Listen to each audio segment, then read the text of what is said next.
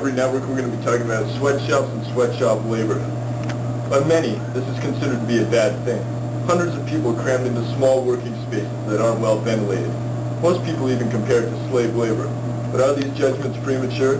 These judgments come uneducated. Do the people who claim they are bad truly realize what sweatshops are? Today, you're going to find out. To help you understand more, come with me as I bring you to a large island called Hong Kong, where our story starts with a young boy named Chunger. Chunger is 25, out of work, went to a private school overseas, but failed to get accepted by any university that he applied to. Here's our boy. Rejected by his family, he resorted to spending his nights living in internet cafes and karaoke bars. With no job in sight and now completely out of work and having no money and nowhere to live, someone approached him. He offered Chunger a room and job, but the wage was nothing impressive in Canadian standards. But actually in Hong Kong, the wage isn't even that bad. It was somewhere to live and a means of making money, no matter how little. Here's Chunger showing up something he made today. Really impressive. Good job, Chunger. This is a school that Derrick studied at in high school. He was planning on going to the University of Waterloo, but his English was just too bad. Now he's studying pie in the sky. Attaboy, Derrick. Too bad you didn't do that more in high school. Here's Chunger now, living and even loving some women he met at work. They get to spend some spare time together.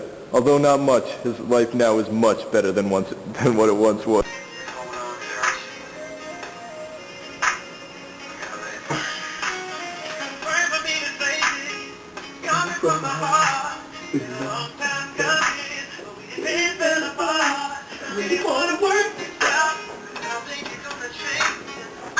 Oh, excuse me. I was just listening to some of my favorite music. Usher, Let It Burn. Classic song.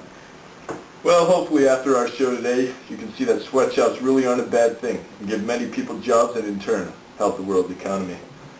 This is shown by China's extremely low unemployment rate, which sits at an astounding 4.2% in urban areas. That's 4.2%. Prejudice that's held against these so-called sweatshops is obviously uneducated, and they are in fact a very good idea. It looks like Tam is doing pretty well for himself, little buddy. Didn't graduate too well, but he's got a job now. He even has a friendship with a couple of his managers, who are normally assumed to carry whips and, well, hurt their employees. Obviously, yet again, a myth. It's just not true. Sweatshop's basically just a factory with people living inside. Looks like the idea of sweatshops being bad after all is just a myth. Thanks for watching, and I'm Troy McClure.